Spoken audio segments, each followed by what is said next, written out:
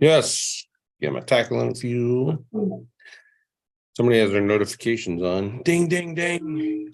Very busy person. You are. Somebody has their notifications on. Ding, ding, ding. Very busy person. All right. Should turn off the replay so you guys can't hear me say my fucking time.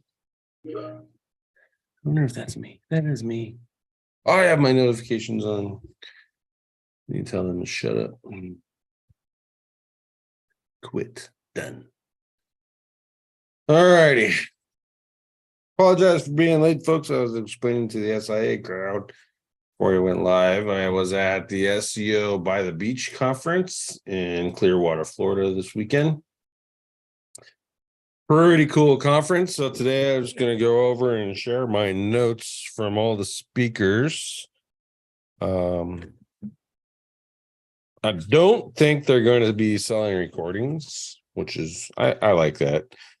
That way more people are enticed to actually show up and you can do some better networking and all that stuff. So and I won't be giving you the stuff that their VIP people paid for. And if I do, it's on accident. So if we're there and I gave out some VIP stuff that you think should be special, and I apologize in advance. But I'm sure everyone else won't mind at all. I did not stay for the last day. They had a mastermind day. I wasn't aware of said mastermind day until I got there, or actually until after I made my plane tickets. And I used Expedia for the first time ever. And if you use them, your stuff's not refundable. And I just hate making changes in the last minute and all that madness. So I didn't go. Terry Samuels went. He was giving me a little bit of feedback on that. I don't necessarily think I missed anything, which is fine. Just kind of happens. Holly. Yeah, it was awesome seeing you again, Holly. We did not connect for your podcast thing, but that's okay. I'm sure enough people have heard my blah blah blah as it is. So alrighty, let's go. Let's start chatting. I wonder if I can show my notes to you guys. Would you rather me read them to you or see them? We got time.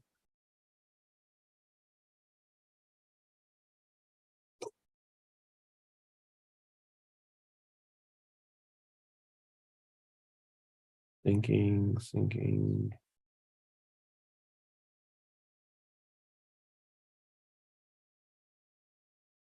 Waiting for them to sync on the cloud. They're uploading, so it shouldn't be that long. There we go.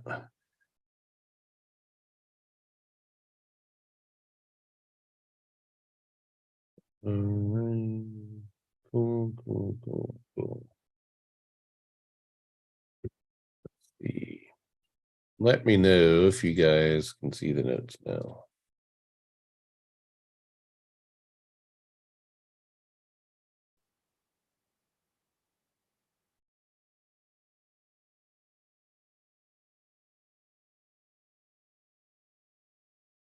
Cool. Perfect. All right. So we got the notes. That's my chicken scratch. If you can't read it, sorry. I can read it sometimes. So Matt B, Matt, I can't even pronounce his last name, so I just call him Matt B. He's actually the magician guy. You see him around Facebook.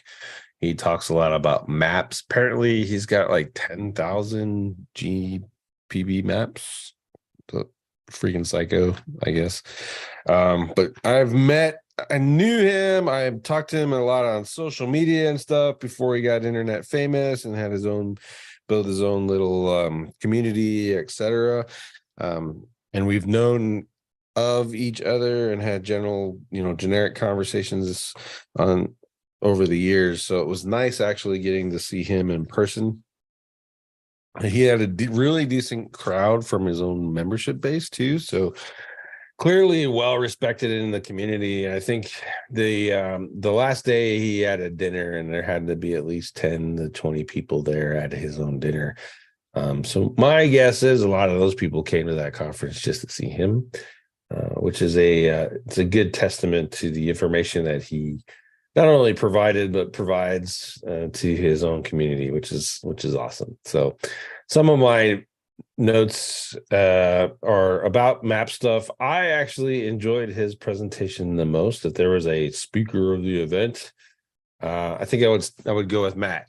Even though Greg Morrison showed up, I would go with Matt in that category.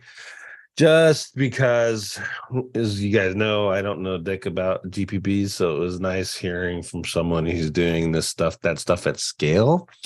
Although I will never try that, that to that level. It's nice to know how those guys are doing and ranking that kind of volume in maps, so that when you're working with a local client or you have your own map or whatever, you can apply that stuff to your own single maps. And then if you're crazy enough to go at the same scale that he's doing that, then he'd be a good person to model and at least talk to. And I'm sure he's run into issues that we could run into later, right? So one of those is reinstatements. So what he's doing is he's getting a lot of maps, and then those maps will naturally at times get suspended. He's got to run through that stuff. And what he's figured out is that once you get them reinstated, they're pretty much bulletproof, according to him. I kind of agree with that. I mean, there are some instances where they could get suspended again. Digital Ear has a Phoenix map. I made the Joy Hawkins crowd mad. We hired, or the agency that I'm working with for franchises hired one of those guys to consult with us. He saw me in the webinar, essentially the webinar or the consultation call, saw me in there, said I was Black Hat, and then kicked me out. And then miraculously, my Phoenix map got suspended. Also, they didn't hire him, or they didn't continue to pay him, and miraculously all their maps got suspended too. And we did the reinstatements on our own. Kelly Colby and her staff figured all that stuff out, and essentially we're doing what Matt did: the business license DBAs, if you have them for legit businesses, you do that. There were some people that were talking about creating photoshopping and creating business licenses and DBAs. I would highly discourage that, because it's, I don't know, illegal, right? If it's not illegal, you're going to get someone really, really mad because you're screwing around with government documents. So you don't want to mess with that. But utility bills are free game. And photoshopping your signage in to show that stuff off is totally free game. And then he gave this website, gotemple.cc, is templates for utility bills. If you're into that mass map game and you have to deal with this verification stuff. They did mention that video verifications are actually becoming the norm not the exception, and that postcards are having problems. They're not making it through. Whether Google's sending less or the mail system just kind of had enough of sending those, I don't know.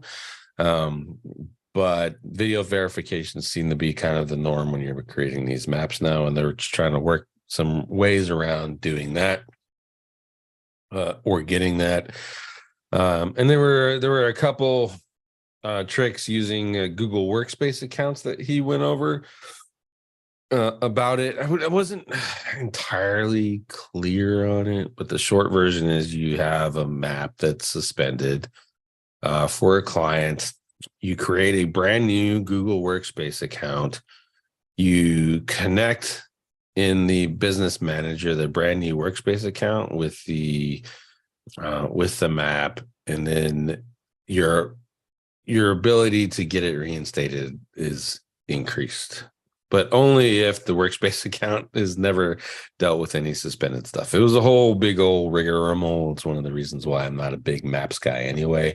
And I totally did not explain that any of that right. So if you want to know more about that, you're going to have to reach out to Matt V. I think he mentioned that he's got like a mastermind group. He's got a challenge coming up. I wrote it down here somewhere.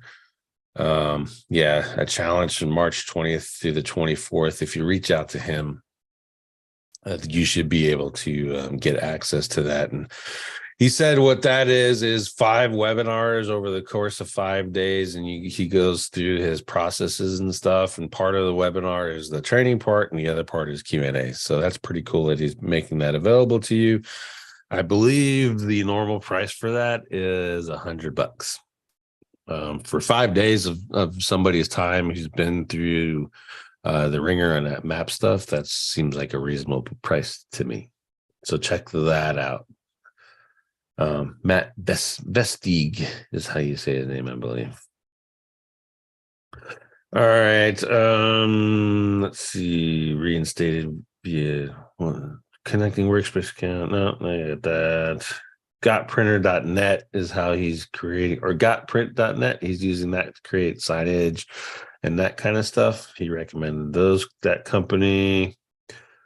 Super trusted, access manager, get verified, leave off the phone and write a review or website until verified. This is helpful ways to maybe, if you're lucky, trigger an email verification. Is leave off the phone number and the website. Sometimes it works, sometimes it doesn't, is what I understand it.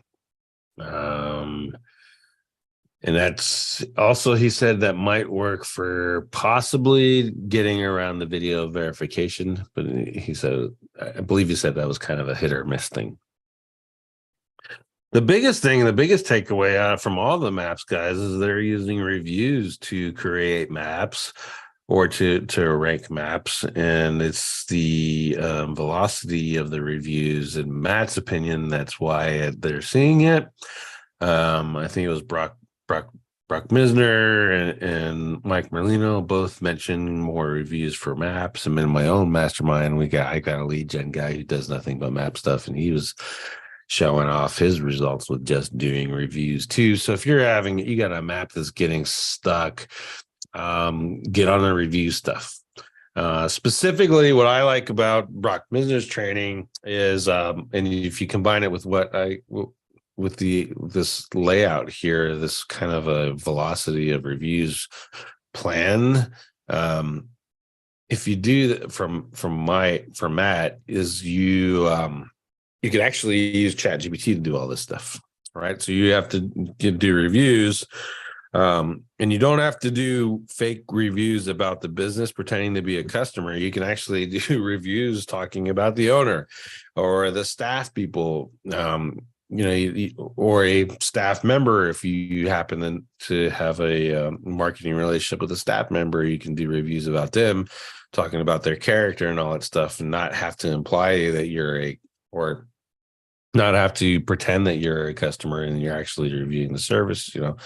If I was, reviewing Bowman's one of the people on the Zoom part. If I was reviewing him, I can say, hey, he's a nice guy. He's got a horrible taste in hats, but I mean, sometimes he wears cool glasses. You know what I mean? There's this wonderful character thing, and you can make those kind of reviews too. So that would be a good option to, instead of having to worry about the fake reviews thing. If you, especially you got clients that are kind of judgmental about that kind of stuff, you can say, look, we need more reviews. We got to have more. You're not getting them at the pace that we need.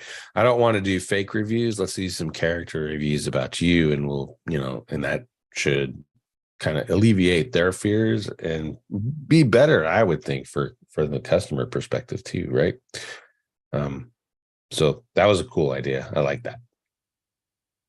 Let's see. Freshness and velocity is kind of a big key in those reviews things too. Don't use this number. It doesn't work anymore. The texting doesn't work anymore. So let's see. Yep, that was that. Got that. Mike Merlino, if you ever seen one of his presentations and the recent speaking events, that's pretty much what he talked about. This time he has refined that presentation a lot better and is presenting it a lot better, in my opinion, which is really good. Downside is which as a speaker and even myself, if you rinse and repeat the same topics over and over again, people just get tired of hearing you and they stop going to see you. Unless you're like one of those uber famous guys like Craig Campbell. I think he's been giving the same talk in different variations for years now. He's even using the same slide deck. But I mean, when Craig does it, if you've seen him speak like 4 or 5 times, you've probably seen all the variations that he's used. And so I just mentioned to Mike that, it's time to switch it up a little bit.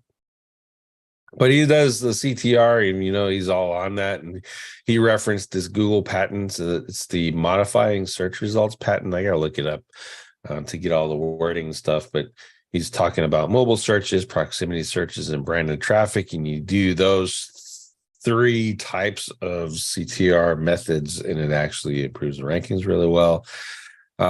He did. As always, when I challenge the CTR guys, what happens when you turn it off? It's don't turn it off. Well, what happens if you got 200 clients? Well, then you can't do CTR for all of them. I mean, but all of them want ranking maps. So you gotta, an issue there.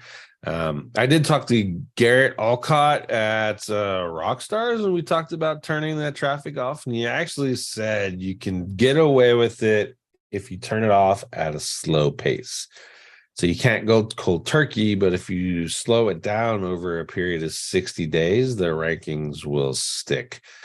And the natural CTR from the ranking positions will hold it there. So that's a good tidbit that you guys can test out if you're looking for it.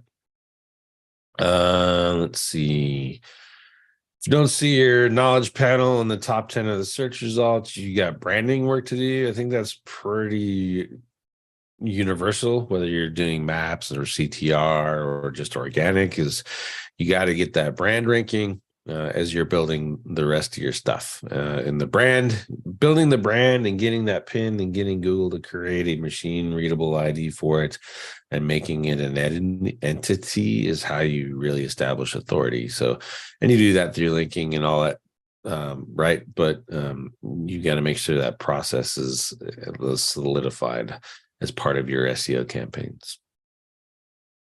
I talked a lot about referral traffic, not necessarily just from social, but pretty much anywhere that you're creating backlinks. You can do CTR to where your backlinks are and click through to your website. And if you're using branded anchor text, that ergo becomes branded referral traffic, and that's pretty cool. He listed a whole bunch of parasite sites. One that I hadn't seen before is batchgeo.com and Beacon AI. So I'm going to go look and see what those are about and see how that would be a good link source and test those. And we'll do that testing in SIA if you guys want to see that. And then different places to send traffic through. So the share link, the business site, the click to call via any of the GMB modified URLs that you may or may not be doing.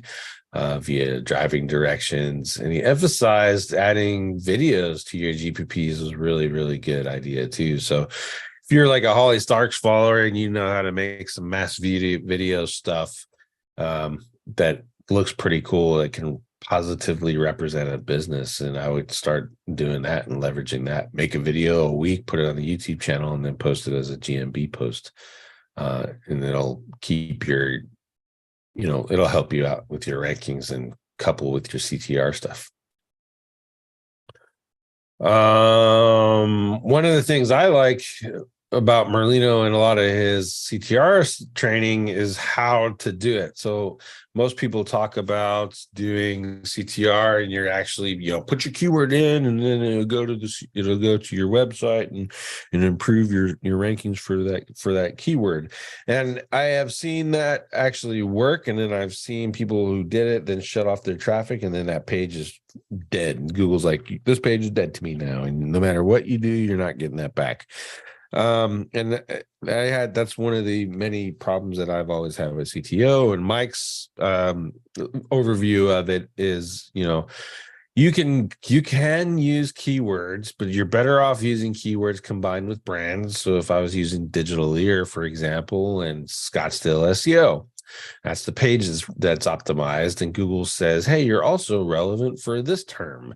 You can go into the search console and see those queries that Google is testing you for and use those with your brand versus making them up and trying to force it. So just because I've optimized for Scottsdale SEO, but Google never shows me for SEO Scottsdale, don't run CTR for SEO Scottsdale until SEO Scottsdale shows up in your search console, and that will actually help you out. Now, if you're ever followed my content optimization video and it showed you how to do that, it will not be long that you're ranking for 200 or 300 keywords inside of that inside of that query thing. So you're going to get plenty of things to test that out on.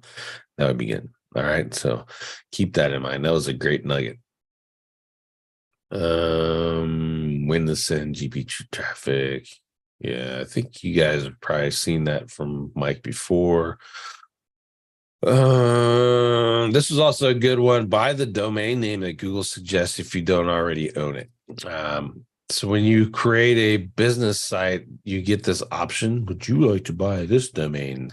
And if you don't already own that domain, buy that domain name and then set up a little, one pager on that domain name. And it is kind of you're building credibility for the business when you do that, right? So just like if you're trying to build credibility, you can buy a Google Workspace account with your domain, and you can do and that's the one that's tied as the owner to your Google Analytics and your Search Console and your cloud account and your Google Workspace, and the Gmail is always fired off. It builds that trust in that whole account, and that's doing that is one of those additional steps. So that would be something interesting. Look forward, especially if you don't have your client, customer, or whoever doesn't already have a branded domain name. That's typically what pops up when you do that inside of the GPP dashboard. If they don't have a branded one, you can buy it, or if they give you like a really good partial match idea or something, buy that and leverage that.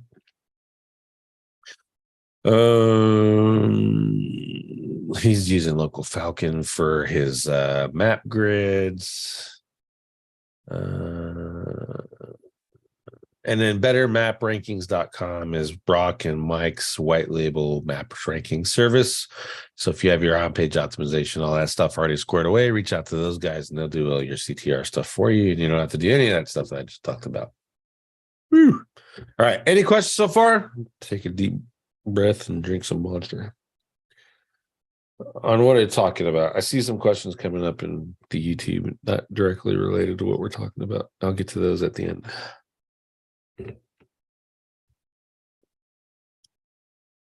Let me check the chat. Nope, don't see any in chat. Cool. All right, this guy Patrick Shannon talked. I've never met him before. Seems like a really nice dude. He owns a system called Lead Snap. The best way to describe Lead Snap is a direct competitor to Go High Level. Some things were missing, and he's still building it out and stuff. But for the most part, you can tell that's the market that he's going after is Go High Level. Matt V, he uses them for the geo maps. Supposedly, the heat maps for the maps ranking are more accurate with Lead Snap than they are with, say, Local Vikings using the API, where Lead Snap is actually going in and supposedly doing the search and scraping the search results. It's pretty much what Ted's not doing that. He's using the API, I believe, as well, or an API, not necessarily Google Maps API for his beta and core app. So if you're looking for a new opportunity or a new geo mapping heat map thing, then that might be a good tool for you. I believe the price was a little bit more expensive. Let me look it up here real quick. Lead Snap. I'm not going to change the screens, but let's see. It's leadsnap.com is the page. Pricing pro for 50 GMB locations, 100 heat map searches, which is probably what typically most people use it for, is $199 a month. But you're not only paying for the heat map stuff. There's more in the background, right? So take that into consideration. $19.90 a year for that program, $29.90 a year for agency. If you do agency, you get 150 heat map searches, I'm assuming, a month. And then you can manage GMB locations and stuff. So I guess you kind of look at the pricing and what you're using Local Falcon or Local Viking for and see if that's really worth it to you. He did a product demonstration as part of the conference on the last day. And there are some very things that you can do with Lead Snap that you can't do with those other ones, i.e., let's say you run a keyword for yours, and typically all those tools will look at the search results and then give you the list of competitors that are in there for that search result. What LeadSnap does is actually creates the heat map for all the competitors too. So you can click through, here's yours. And if you're talking to a client, for example, and you can walk down and go, here's how you're doing. You're telling me you're not doing good, but look at all your competition. I mean, we're clearly beating them right now. Yes, you're not where you want to be, but look, we've beaten out the competitors, and we just have to continue to stay the course. It's not time to get all crazy and start changing things. So that was a good use case for LeadSnap. And knocking that off. He did give the people at the conference got a coupon code. I think it was like $500 off on the yearly pricing for it, which is, I mean, that's pretty cool. But again, that price is pretty cheap when you compare it to like a GeoMappy, Local Falcon, or actually pretty expensive when you compare GeoMappy, Local Falcon, or Local Viking, and you're only using it for the heat map function. It seems like overkill to buy that whole tool just to get to that one tool. You know what I mean? The other functions in LeadSnap are like SMS messaging, call tracking, there's a call. He's competing in that call tracking thing on pricing with CallRail. So if you're a CallRail user, that might be a thing you can kind of lower your pricing and move to a better system or a different system. I don't know not a CallRail user, so I can't knock those two over. And that kind of stuff. Let's see. And then he talked about some business things to run your agency better.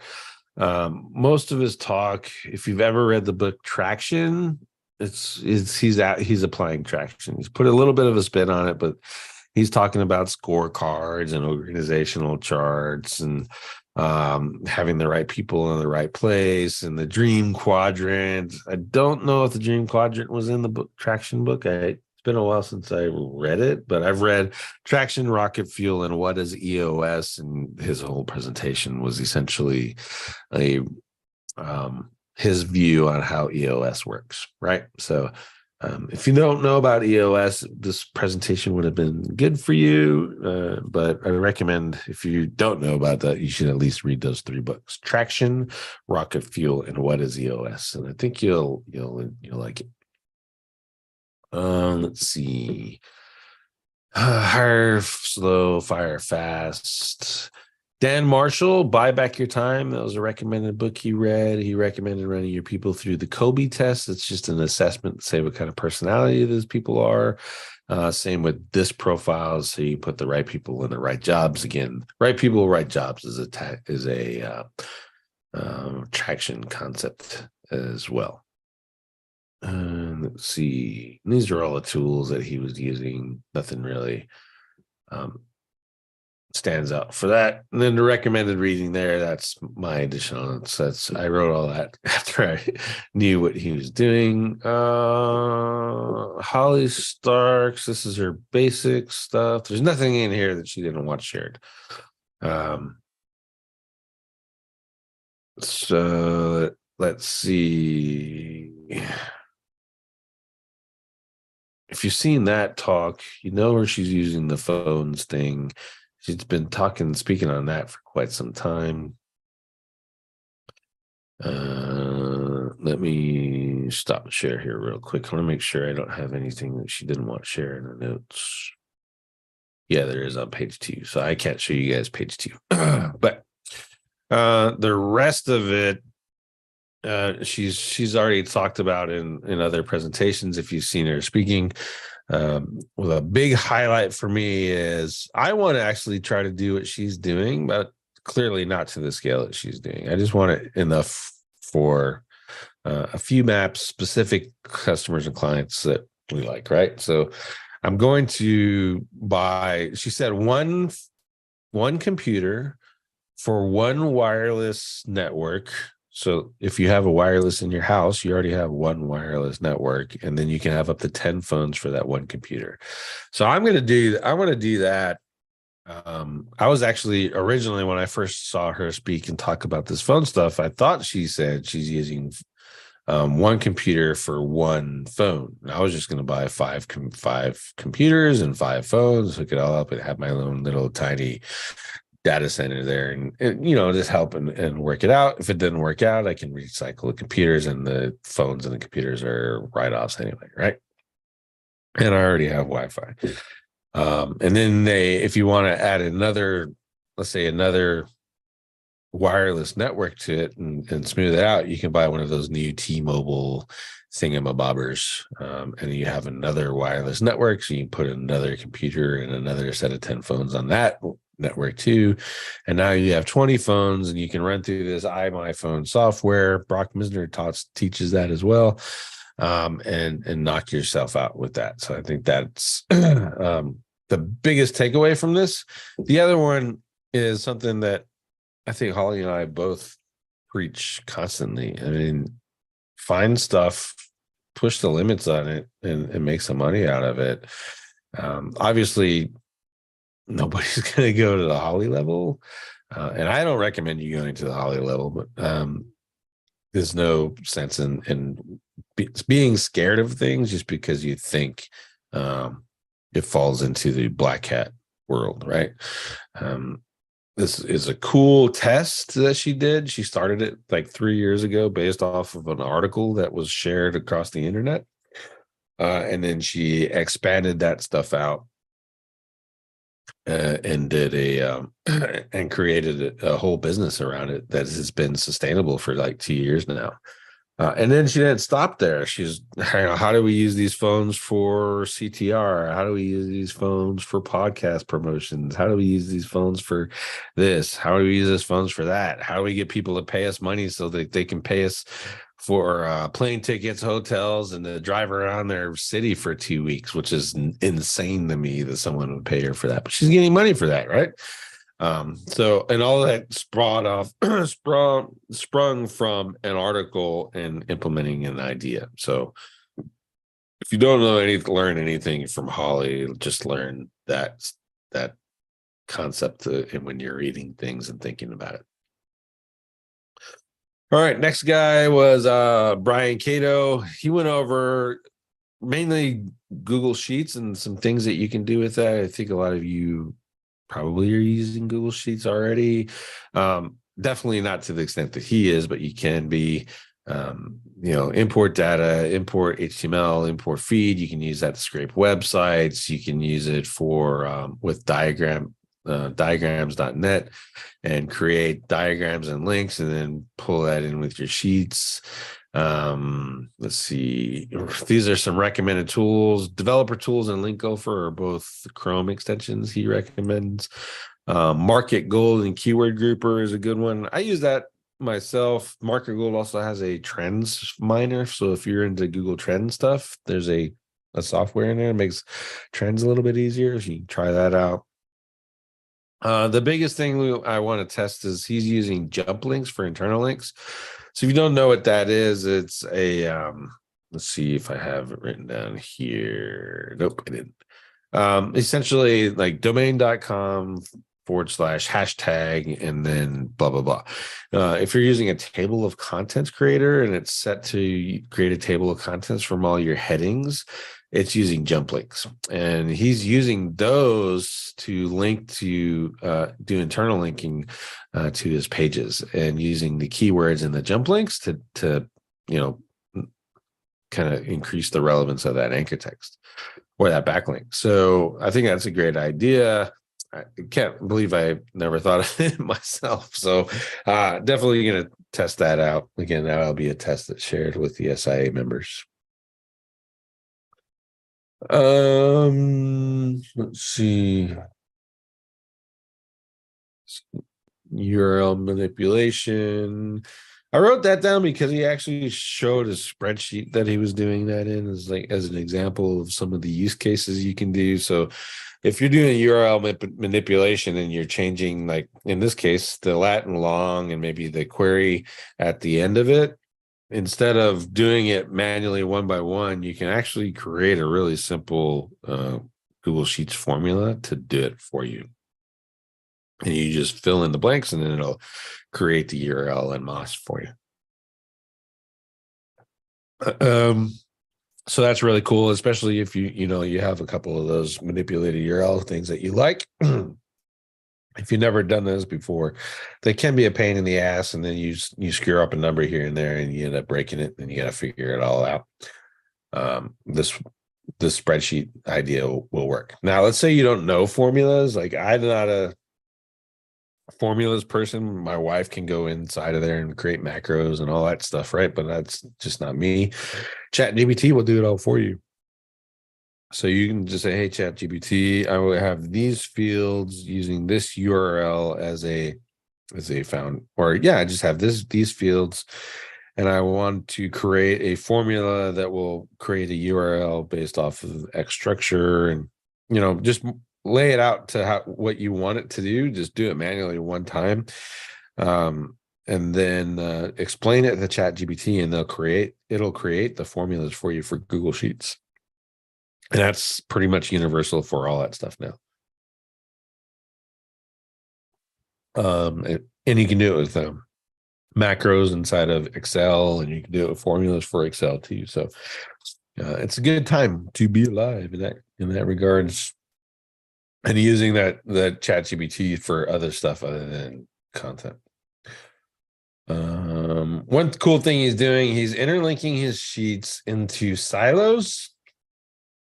And just think of the silo diagrams that you want to do, and creating these sheets is pretty simple, right? So all you got to do is create a hyperlink inside of a Google Sheet. You don't need 1,000 of them. You just use one and create a silo, any like design that you want to with the Google Sheets. Make sure they're all public and knock them out. And then you can embed those sheets on, let's say, a G site, and keep that circle of ringing going. where the sheets link to the G site, the G site's linked to the sheets, and everything goes, and the crawl goes, and the power and all that stuff. So I don't recommend. I mean, you can do what you want, right? But I don't recommend going in there and getting all retarded and making silos of 100 and all that shit. You don't need all that madness. But if you're looking for a quick way to get another backlink, then you can do that with Google Sheets. Create a silo so that the sheets have some link. The primary sheet has some links that's linking to your money site. And it's fast, it's easy, and it's free. Let's see. He's doing like 1,000 links in each sheet. I also I'm not on that plan either. I do 1 to 10. And that's totally fine. Doing 1,000 to me is ridiculous. But you do you, man, if you want to do that. Checking for questions in the chat, none. And in the YouTube, what do you do with the business registration doc? That's from JM, the business registration doc. That's if let's say it's legit. JMs, you got a legit business and you have a DBA or you have the business license. Those will pretty much guarantee reinstatements. You couple that with the utility bill, so all 3 of those have the business name and the address on them. You're pretty much going to get your map reinstated. And then they're bulletproof to changes, supposedly. But keep the email chain between when you do the reconsideration request. You actually get an email chain, and they reply and say it's up and all that stuff. So keep that, save it. And I've done this myself for Digital Ear. I'll save them. And then if it gets suspended again, all you got to do is go back to your old email, reply to it and go, hey, we already took care of this. Why is my map suspended again? And then it, boom, comes right back. So that's how you use the business license, the DBAs, and the utility bills. Keep those with you. For what we do with the franchises is before they even get a map, they have to go get those 3 things, and we keep them on hand just in case. It just makes it easy. So put that as part of your onboarding process. Whether they happen to have a map or not, get a copy of those 3 things so that you have them to submit. If something happens, but you never know, so it's better to be safe than sorry. Bradley Benner is there. It's been a long time. I mean, he came to speak at SEO Rockstars for us at one of the Vegas Rockstars pre-COVID. That's been how long since I've seen Bradley. So it was awesome getting to see him again and hang out with him. And he's using Topical Trustflow now as a guide to build links. And he has a service called Semantic Links. And I think it's funny. It's semantic mastery, semantic links, and he does semantic training. So that's pretty cool. He's got a Twitch now that he's doing training on. So if you've never been in his mastermind before, he gives away a lot of that information on the Twitch, but it's not refined and there's not really any context to it. But if you're short on money, you don't want to join the mastermind, you go check out his Twitch, and you can see that he does the Hump Day Hangouts too, and they still freely answer questions. So if you want to take advantage of that, that's on Wednesdays. It was the inspiration for SEO this week, actually. I got 200 some odd episodes of SEO this week. They're at like almost 500 for Hump Day Hangouts. They've been going for that long. So, and whereas I skipped a lot of weeks, those guys have been like steady, consistent. Not a whole lot of views, but great information. And it's a great resource if you're looking for like a quick answer. You just go to that Hump Day Hangouts chat channel and search, and maybe they've covered that thing that you're looking for. In his link building stuff, he's going out and buying local domains not a new concept, but he's looking at the topical trust flow of those new domains when he buys them. And his theory is that the topical relevance, i.e. topical trust flow, is helping the organic rankings, and then the local relevance. So because that .com is actually based in that city or whatever, that helps to make map rankings. And if you get a domain that is on point for both of those, and then you're winning. So that's pretty cool. The test that I came out of that I want to do is, can you shape topical relevance? And topical relevance is majestic, if you don't know, with anchor text. And can you shape NLP category with anchor text? I've done this one, the can you shape NLP category with anchor text? And the answer is yes. But I never wrote it up for SIA. I got to do it again and write it up for SIA guys. And then this one here, the topical relevance, we definitely got to do for SIA. We have done a trust flow versus PA or DA versus UR or DR, and trust flow won in that test. So it kind of makes sense that topical trust flow would be the most relevance and the trust flow thing. So trust flow was more indicative to good rankings than end results than DR or DA.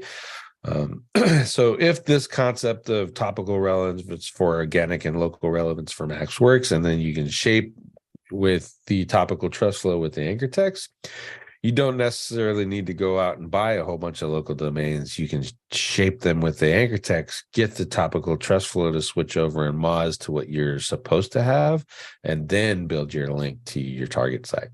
So that seems like a cool way to build PBNs, for example, if you're knocking that out, especially if you're using like one of those cloud tools, because 0 + 0 = 0. Those things have no topical trust flow. And if we can shape it with anchor text, I mean, we're winning, right? Some tools he's using is marketingblocks.ai. I haven't checked that out yet. I want to see that. Mobirise, Cloud Boss Pro. If you want to build, if you get building a PBN network, knockout, you can try Cloud Boss Pro.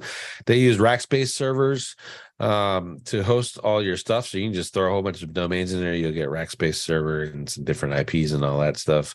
I use pbn.hosting. They use Rackspace and Cloud, Google Cloud and Amazon and Azure and all that stuff.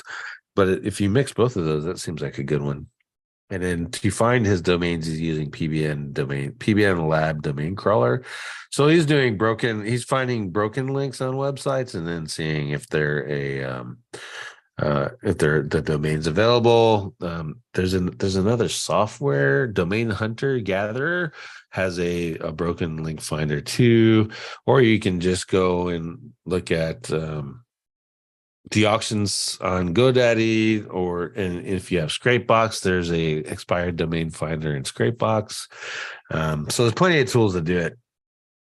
And you just search some of the places that he's searching for, looking for local domains is, city, state government, city, state directory, city, state blogs, and he's finding a list of those sites and then throwing them in his tool and then crawling for expired domains. So he said they got an ass ton of domains now, so he's not necessarily crawling all that much anymore, but he's got a nice resource doc that he can go back through and buy some domains, which is cool. Let's see what else. In his previews, when he's buying domains, he's looking at the referring domain count, which is good. You want to, you pass some juice along and not have to build new links to those expired domains as you're turning them into PBNs. RSS preview extension. If you want to look at some RSS feeds and if you're into RSS feed stuff, you can check that out. And he's linking to the website, not the map, the website with the street address, which is interesting. I haven't done that for clients. So I'll do that test for SIA. And then link to the map share URL with the address to potentially increase the map rankings. So we want to do that test for the SIA. Typically, Matthew does our testing for the map stuff. But if you're a member,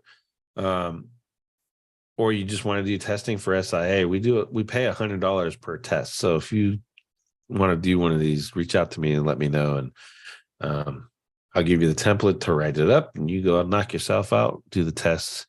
It'll be great information for you, and then we get a test from a third-party person, and you make a little bit of money. So, all right. And then he's reading some Dan Kennedy books. One of them was on time management, and then he changed the slide, and I didn't get the second one. Let's see. Ted Gobitis was there, did a great talk on wall switches. Mainly the point of the talk is, the algorithm has switches. You want to click these switches and play around with them and find some different things.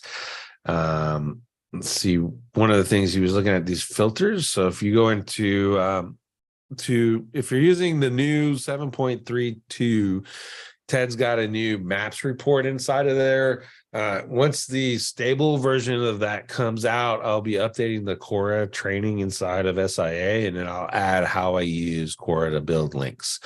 And that all this stuff will be relevant then, but there's filters there's features inside of GMB that you can turn on, like hours, what else? 24 hours, open 24 hours, accessibility, handicap, emergency hours, all that kind of stuff. So as many of those filters you can turn on and activate.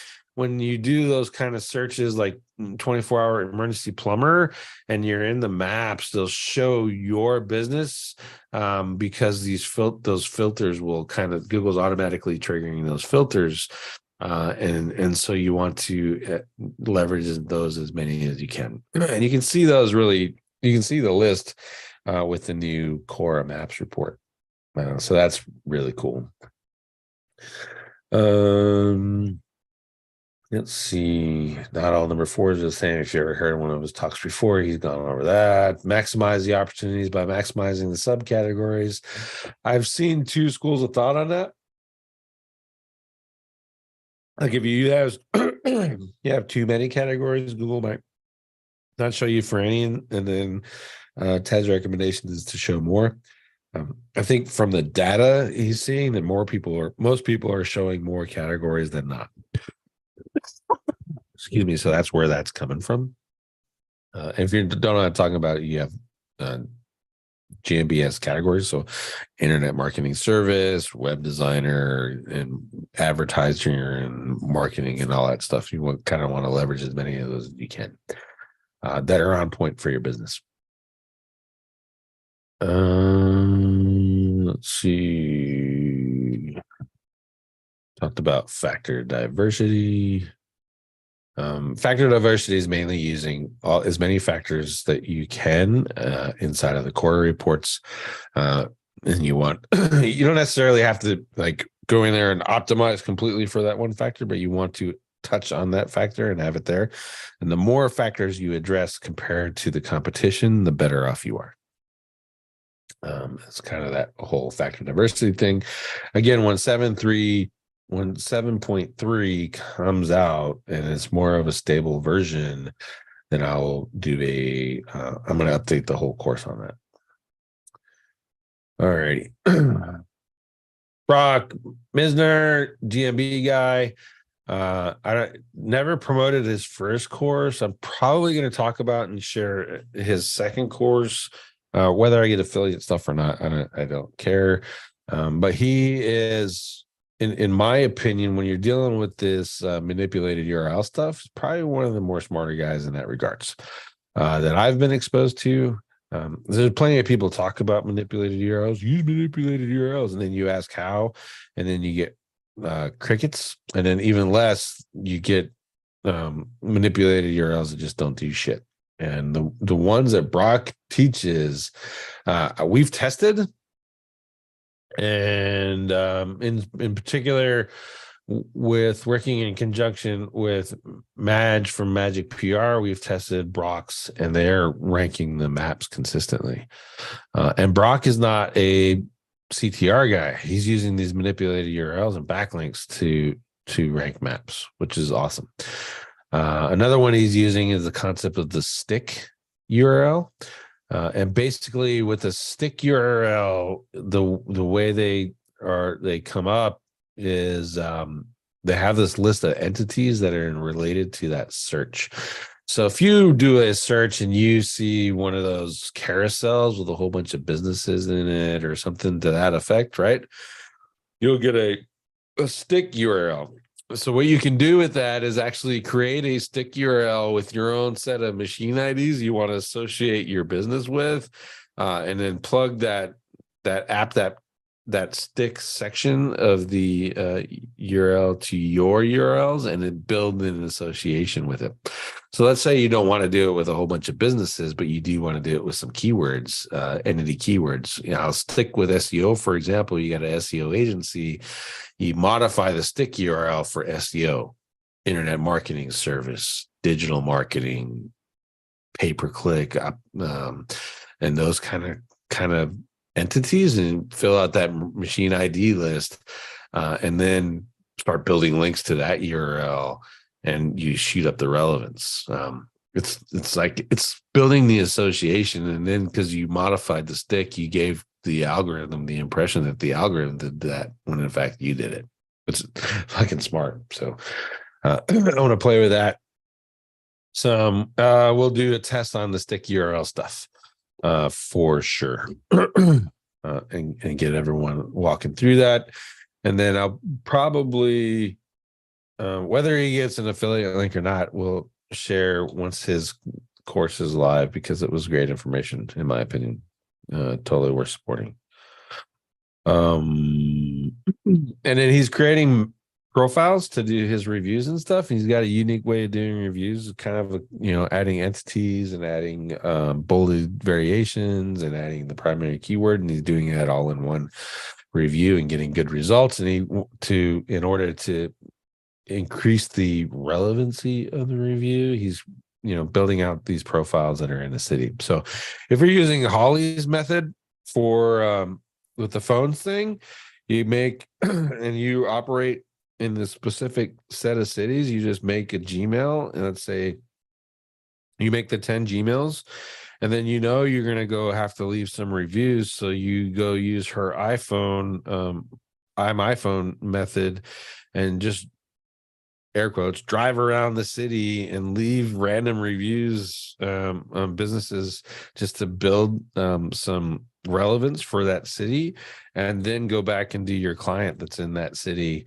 And that profile is now already associated and been in that city before. Even if you're using that profile in a bunch of different cities, people travel, right? And especially Holly made this point, it's like she's all over the damn place. So her phone is all over the place. So it's reasonable to expect that it's just because she lives in, where the hell does she live? Minnesota or some craziness, like where all the Eskimos live. She lives there. It doesn't matter that she goes. It's natural for her to go to Florida and leave reviews. It's natural to go to Texas or Seattle or whatever, right? Because her phone is moving around. It's a natural course of things, and you can do that with these profiles. So instead of buying 1,000 Googles, you can buy one for each one of your phones, and then rinse and repeat and use those things. But one of the keys he recommended is make sure that there's some relevance to that city that you're in. Let's see. Yeah, he said he's not a big CTR guy, but when he does do that stuff, he's creating engagement with the maps and stuff. He's using 4G or VPN proxies.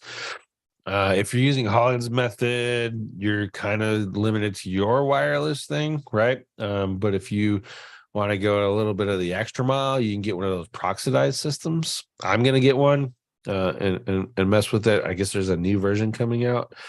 But you essentially proxidize, you get the minimum, I think, is a 5 dongle system, and it's essentially 5 SIM cards sitting in this little base station, and then it creates, each of those SIM cards creates proxies for you to use for yourself. So if you have a lot of clients, or you want to get a lot of clients, and getting one of those 5 or 10 systems, and then starting off with 5 dongles and using your 10 phones. You can hook your phones while you're building up the profiles to the dongles and mess around and build your reviews and all that stuff. So that'd be a good way to take advantage of that 4G or VPN proxies thing. I would probably say stick to the 4G, but if you want to, the VPN is not going to kill you to keep your costs down. This is cool. In DevTools inside of Google Chrome, Command Option I is on map. I think it's Control I, he said. For Windows, you can go in there, you click sensors, and then you can change the lat long versus screwing around with the Chrome extension. You go directly into the browser itself and change the lat long and the location where you're at. That was pretty cool. He's using MemoPlay. Didn't really get into much of how he's using that one. Lakito's following roads for a car. So if you want to just go, get your profile to drive around an area, you can use that Lakito app to do it. iPhone just seemed easier to me. And there's an app for your iPhones now. One for Android too, versus so you don't necessarily need the desktop computer. That would be a good test. Test I got out of that NLP tool for citations. If you look at the NLP testing, or Jesus, I was reading the chat and got myself screwed up. But if you put a block of content into the NLP API page, the Google NLP API page, if you look at it, they highlight the entity it found and then add a number, like it's doing a citation. And I saw Brock, he referenced that, and I came up with this chat thing. I wonder if that does anything for a user. So let's say that Ron goes in and optimizes a set of content and puts 20 entities in it. What if you cited the entities, and over the citation, for example, analysis, and you put a 1 over there, like right here. I don't know if you guys can see me messing around with it link, but you have analysis and you put a 1 right there. Can you have one of those things where you hover over the 1 and then it defines what the entity is, and now it's cited, right? And then in that definition cart, you can actually link back, if you want to go the extra mile, link back to your tag page that has the definition of that, the full definition of that that entity. That'd be like a play off of what WordLift is doing. A lot of work, but I don't know, it might work. So I'm going to test that out for SIA. I keep mentioning SIA, and that has inevitably brought up the question, how do I get there? So let me invite people. This link only works for 7 days, and we got to keep giving them out. But that's all right. I'll share it in the chat here. There. You can see it now.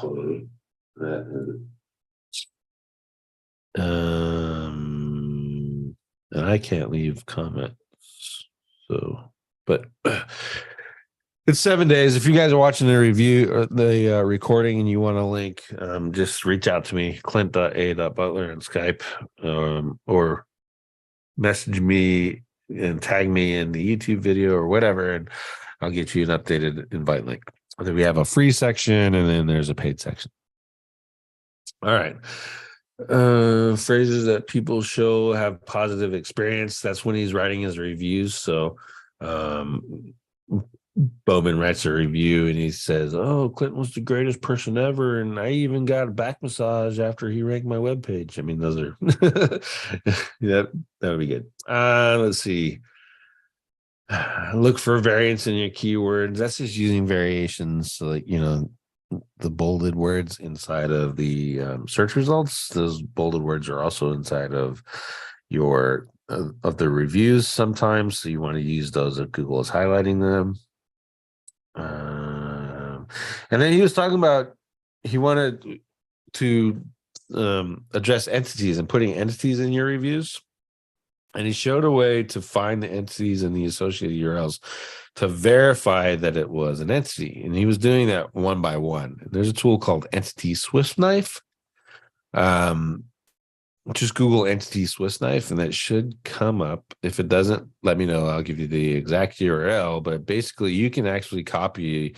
Let's say this was a whole article that you see here, the notes. I can copy the whole article, drop it in the Swiss Knife, and it'll give me all the entities, and it'll let me it'll create the about and mentions for those entities into a schema too, if you want to use that.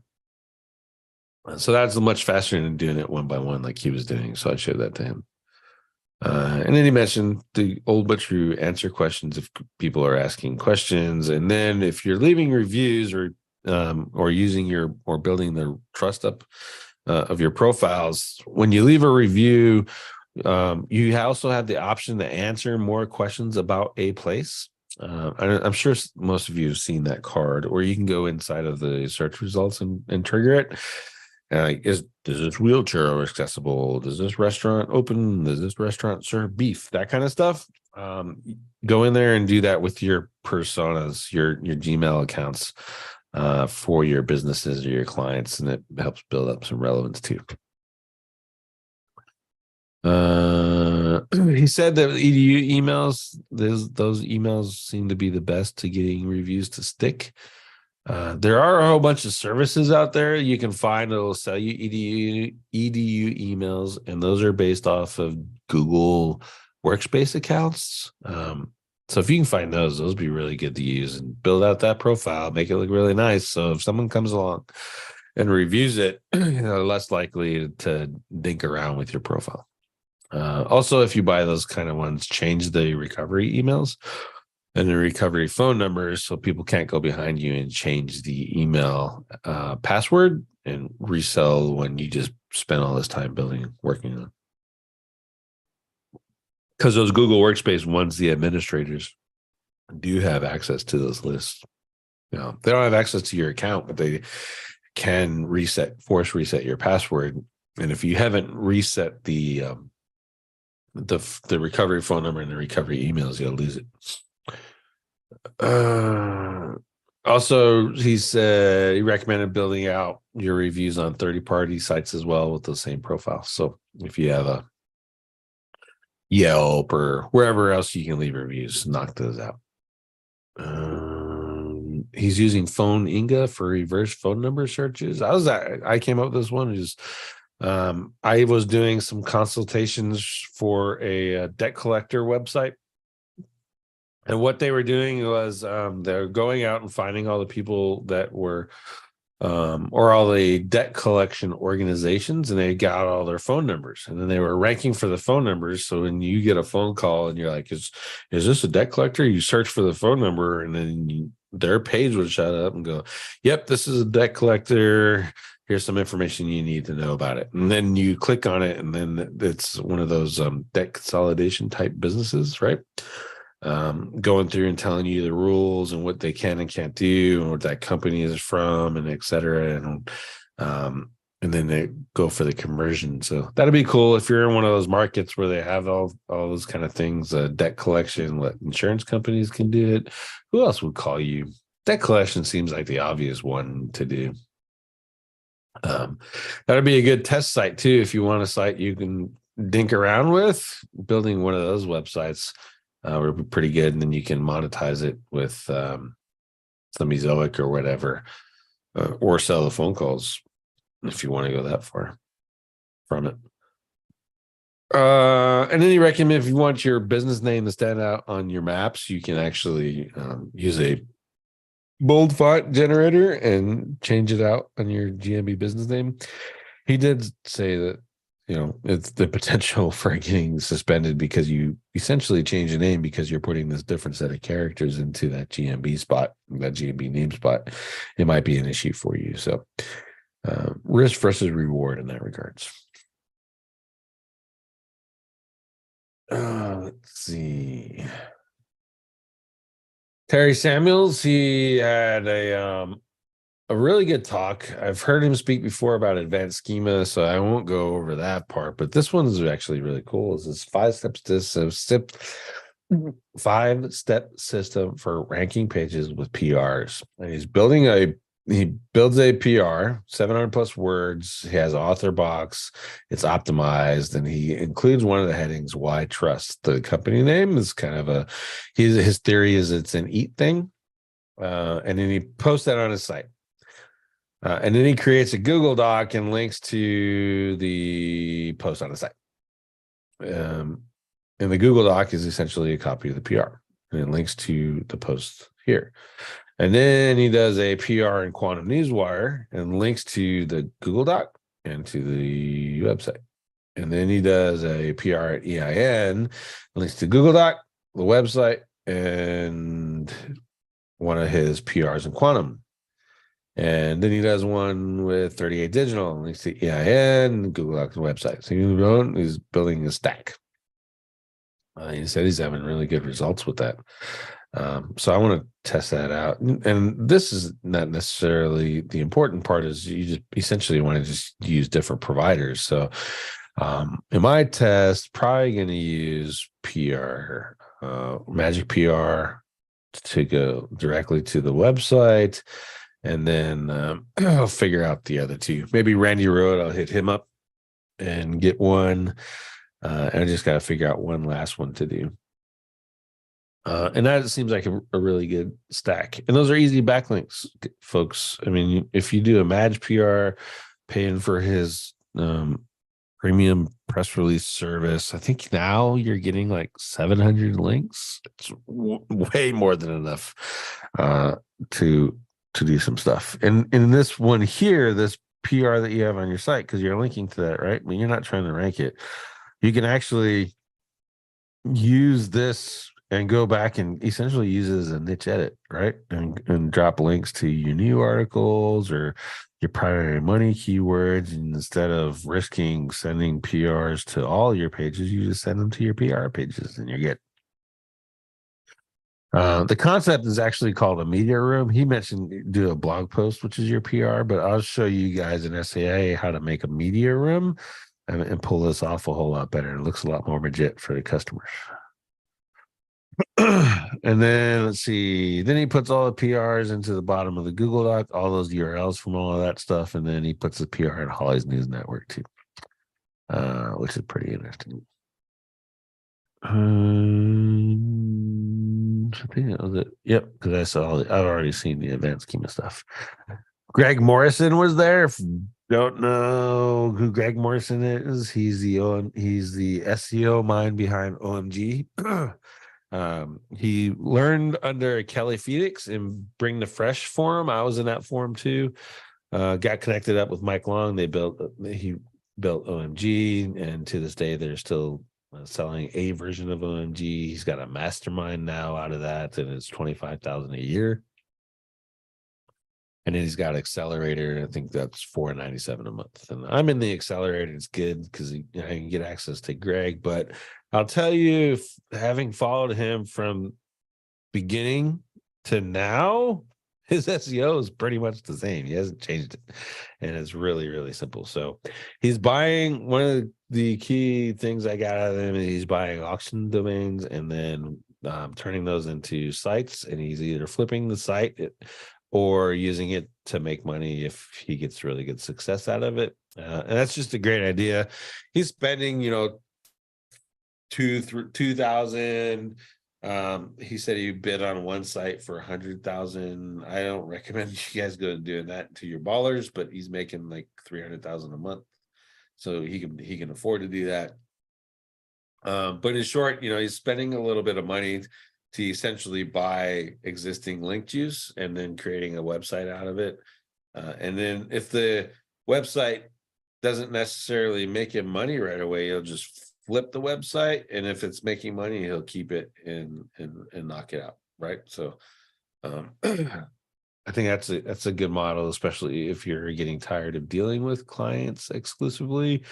Start doing that and get into that process of flipping. You can join OMG Machines and learn out some about it. I know Craig Campbell does the same thing. So if you get access to Craig Campbell's mastermind, you can go that route too. It's the same kind of mess. You talked about reverse sink or swim. If you know, you know. I'll teach that to you guys at SIA when I do the update for Cora. It's a really simple concept. I'm not teaching something that pretty much everyone knows by now, but maybe some people, if you're new, just don't know the application of that.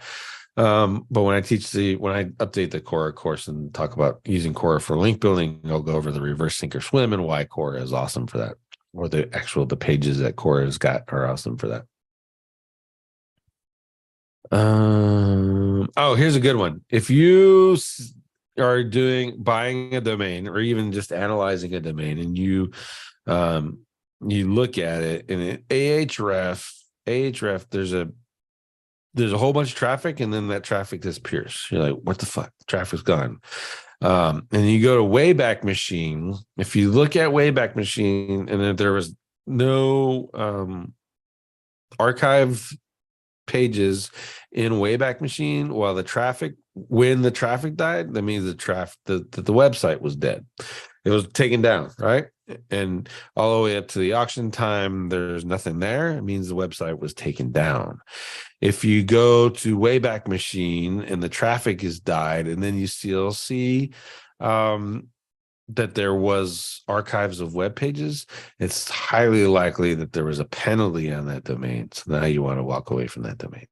I think that was dope. That was a dope thing. So you can use that for expired domains and not just auction domains. So that's a really quick test to knock out, which is useful because the site, the URL search test.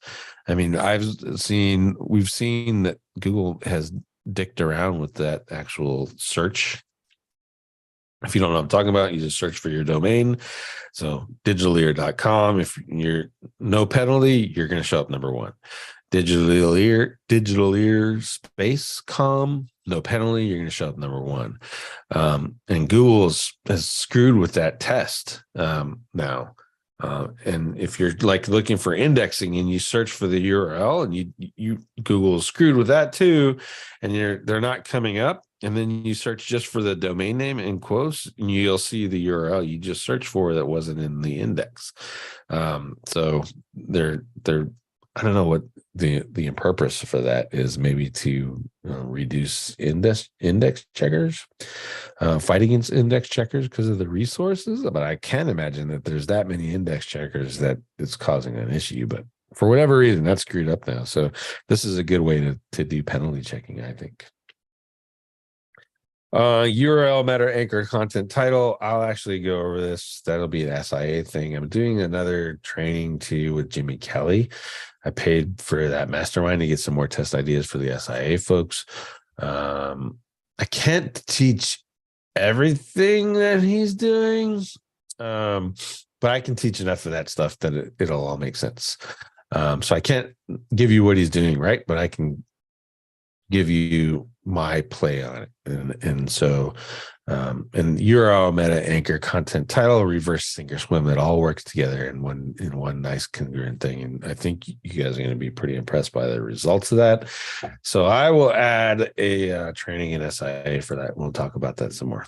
But I got a couple tests running, applying his stuff, and just instances of his things that are showing pretty decent results. So I'm going to check it out. When choosing affiliate programs, go for high priced or recurring revenue. I'm sure you can do the Amazon stuff and all that if if you're into that, but he just wants high priced and or recurring revenue. So if there's he mentioned like he was doing eSeg, and he's got a site that's been up forever and hasn't even maintained it, and he's still getting monthly checks because there's recurring revenue on there. So it's just smart, right? So if you're going to you decide you want to keep the site, but you decide, I don't want to do any work on it, you just let it sit and let, that recurring revenue will keep coming on its own. Eventually, surely it'll die, but you can flip the site if you want to at that point. His content stuff, he's just writing content for long tail. He doesn't use AI, but he is primarily in the gold market. So he's affiliate for gold programs, gold, silver, precious metals, all that stuff. So he's not using content or from AI. It's not that he doesn't want to. I talked to him pretty in depth about this on the side. It's not that he doesn't want to. It's just, he's already got a system in place. So why change it? It's kind of where he's at with that. Let's see. Ted Kobayas talks about referring domains. Greg's using the same thing. Referring domains. Competition will dictate the number you're looking for. Low page authority for ranking pages is a good low page authority for ranking pages is a good indicator of competition strength. So if you go to and you're looking at a tool and it has like Ahrefs tool, for example, and it has a high domain authority and a high page authority, and that's consistent down the entire search results, he said just walk away. It's not even worth the effort. But if it has high domain authority and then the page authority is trash and that's consistent across the results, then you can go in there and jump into that niche and it'll be all right. He's still using Register Compass. He gave a couple of filters to mess around with this. This one is, what the hell was this for? Oh, his PBN one.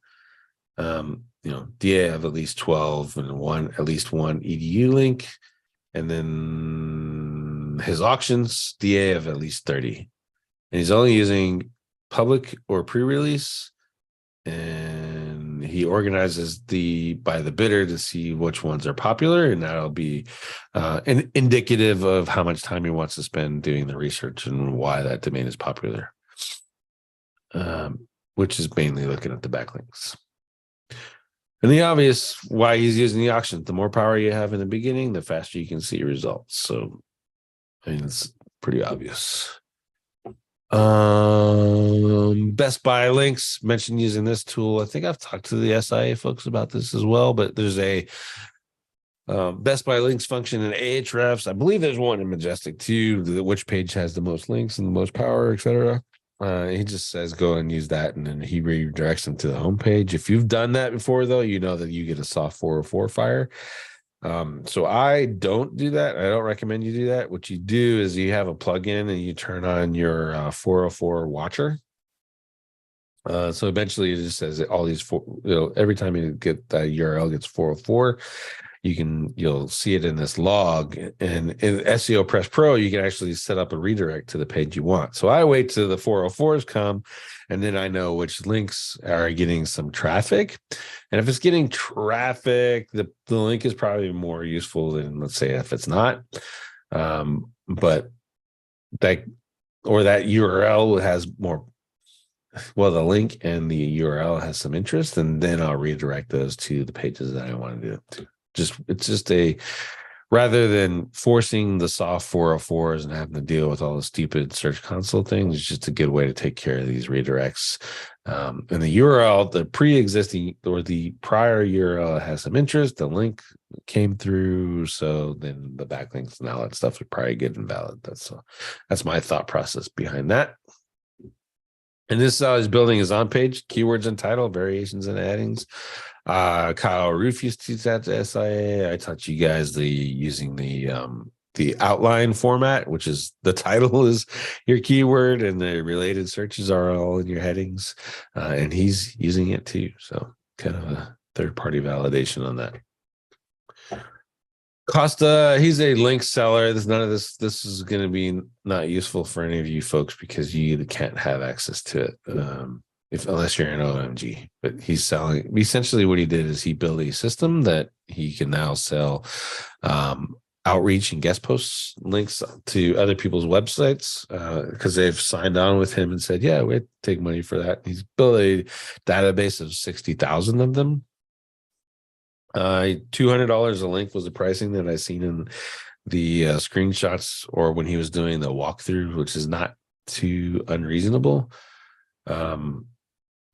Basically, you would use a service like that if you want to skip the whole content or the whole outreach process and building your own database and stuff like that. So I was using some of his links before, really good. I'm probably going to end up white labeling his service, just get a little bit of a markup. So if if I do that, I'll be, I don't know that, I mean, you guys will watch the video now and know that if I have all of a sudden start offering guest posts and niche edits, that I'm white labeling Costa's dashboard. But I mean, it just kind of saves you a little bit of the work. It'll give me a little bit of a markup, $200 per link. If I sell them for $250, all I really got to do at that point is go in, apply your filters, build the link for you. I mean, $250 is still a good price for a good backlink, I would think, right? So, but we'll cross that road if I decide I want to get into link selling.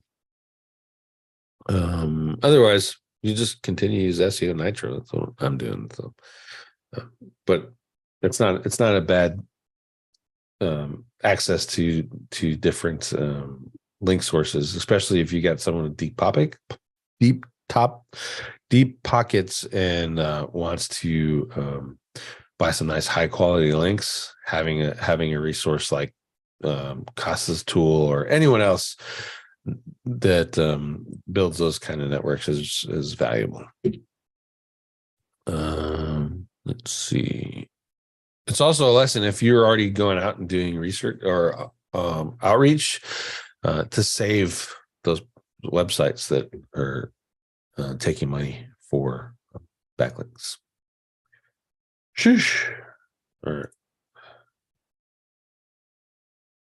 right. So I think that's it. How long have we been talking today so far?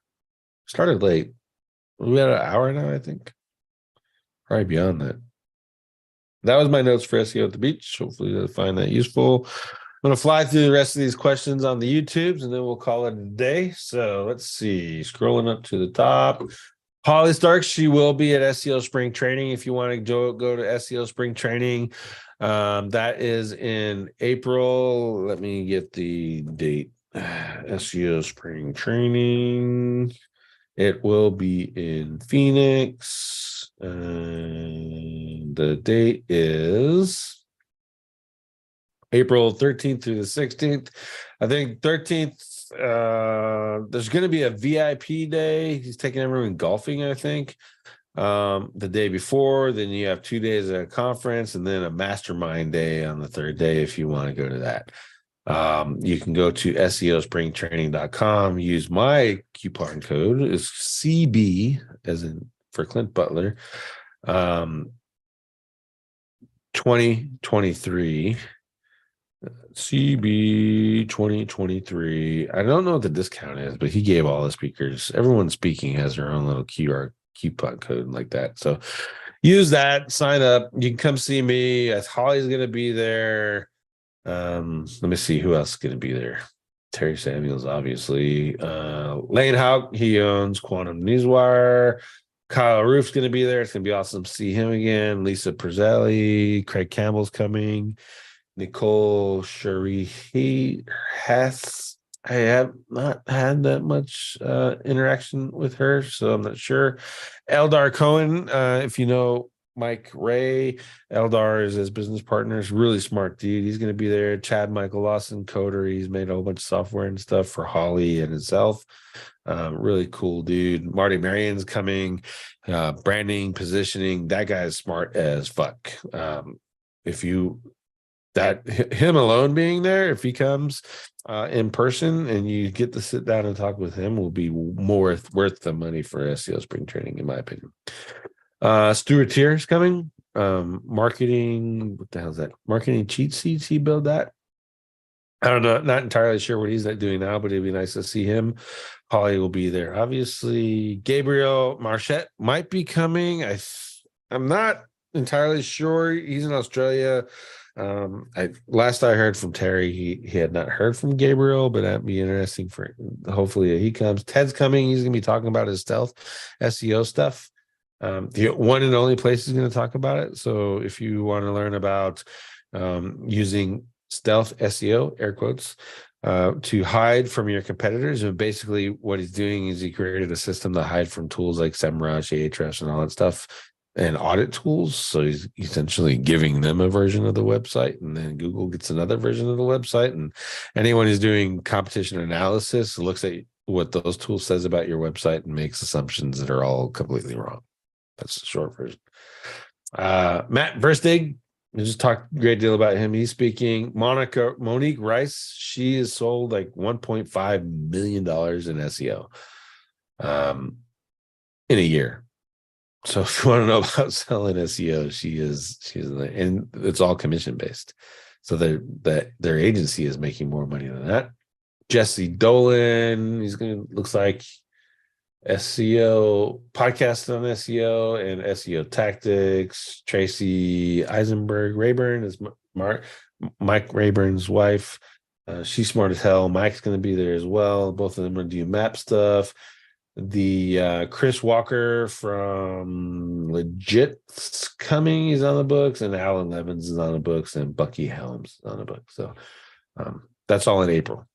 In Phoenix, if there's enough SIA members that sign up to, then maybe we'll do like a little SIA hour or something and kind of show you guys stuff that I don't publish anywhere that you can get and take advantage of as well. Let's see. And you guys are SEO this week. If you're SEO this week watcher, just mention it. If I decide to do that kind of thing, we'll do that. But I'm emceeing it, so it's awesome. I don't have to speak, and then I'll do a roll up at the end of all the speakers. And everyone seems to like the roll ups these days. Sprite TV, thank you very much. Nora, awesome, thank you. Welcome. Sprague, have you done any tests on outgoing links? If they affect ranking, do I need many per page? We have a bunch of them in SIA. It's kind of hit or miss whether it does anything. I'll tell you that your money, your life stuff, in particular, like I do a lot of medical, having the bibliography of resources, which ultimately creates the outgoing links, actually helps with ranking. So look at your niche and see if it makes sense. If you're doing your money, your life, finance, legal, health, weight loss, then you should be doing outbound links. To cited sources, if you want to know what the best cited sources, just go to Google Scholar and search up your topic, and you have a whole bunch of them there. You don't necessarily even have to mention them. You just create that list, the bibliography of like cited sources, right? And that relevance, because they're already in Google Scholar. Google Scholar thinks they're relevant and authoritative, then you can use them on your site and just kind of build the authority of the content of your page. How do you make a sticky footer ad like Search Engine Journal? I believe that is actually a Google AdSense thing. But there are plugins that make those too. So if you want to do that, let me check for you really quick. I don't want to give you a lie, but I think the plugin that I use for forms does it. Let's see, opt-in monster, floating bars, pop-up, exit intent, 100 plus things. Yeah, look at opt-in monster. Pretty sure you can create those with opt-in monster. Looking at the different spaces. But I love opt-in monster, whether you're using it. You should guys check it out anyway. I'm pretty sure you can do that with opt-in monster. But there's plenty of plugins too. So. Let's see. Where can I find the link to the SIA Discord? I shared that. If you're watching the recording and you want it, let me just reach out, leave a comment in the chat, and YouTube will pin me that you commented, and I'll drop the new updated link, because those things die every 7 days or 30 days, depending on the settings. Tanya, hey Tanya, some of my inner pages compete with the home pages of other websites. I have 500 backlinks to the homepage. Do I build the same number? No, not necessarily. Get a tool like Ahrefs Toolbar or whatever you want, right? And see how many referring domains each that those home pages have. And then go look at the anchor text and see how many are title or keyword partial match or exact match. See what that percentage is, and then count that number up of referring domains, and that's more like what you want to do. Your inner pages are probably going to be more optimized for that keyword than their home pages are, as a general rule. So I would, that's kind of how I'd handle that. Okay, hopefully that helps. Alrighty, cool. So thank you, folks on the YouTubes, for watching. I'm gonna refresh to see, because that's 17 of you guys. I appreciate all 17 of you. Make sure you hit the thumbs up if you like the video. Subscribe if you're not subscribed. If you're watching the recording, subscribe. And if you want to do me a solid, share the video with your friends. You know, I mean, whether maybe they'll be interested in it, just don't know about me. Increase the user engagement, increase my motivation, keep doing these things for the YouTubes rather than just talking to myself. And then if you want to get in the after show so you can ask private questions about your websites or whatever, join SIA. This is part of the SIA AMA. When I'm done with the SEO This Week live on YouTube, I make myself available to the SIA members, and if they're having specific issues, they can kind of talk more freely, and it's not shared with the whole world on the internet, right? So I will see you all next week. I appreciate